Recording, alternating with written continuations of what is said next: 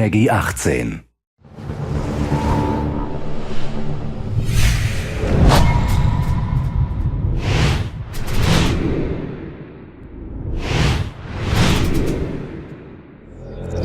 When you look at it, Splinter Cell 1 was a benchmark when it came out, and Splinter Cell 3 was probably the best looking game of the last generation of consoles. So it was extremely important for us that when we released our Splinter Cell Conviction, that it came out as strong.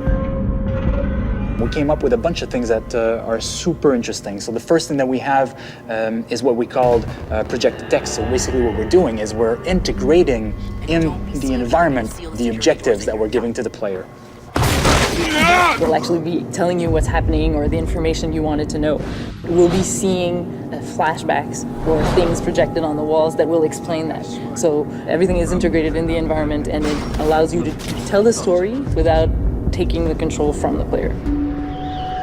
So what Sam is thinking, what's happening somewhere else in the world, it's displayed while you're playing, while you're still immersed into the game. It's Coben, Andre Coben. One of the visions of never taking the controls away from the player is actually to not feel the loadings.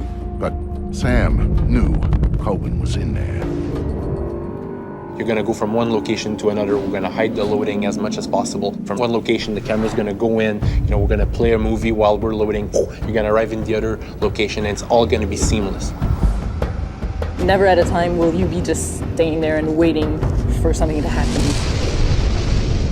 And another thing that we're really proud of is what we call our interrogation sequences.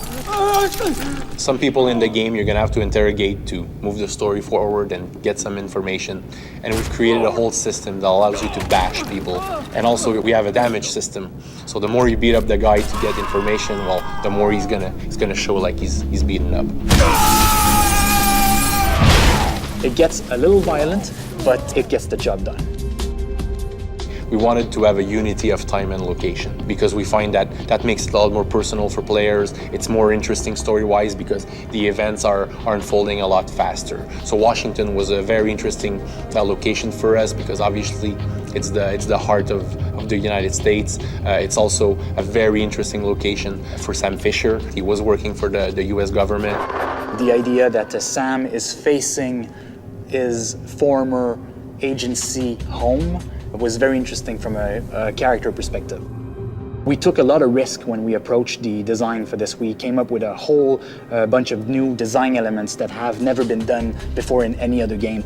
And the day that all those elements came together was fascinating. It finally allows players to feel like the most elite spy agent in the world, be in control of him, and be able to do the things that they expect he should be able to do in those situations.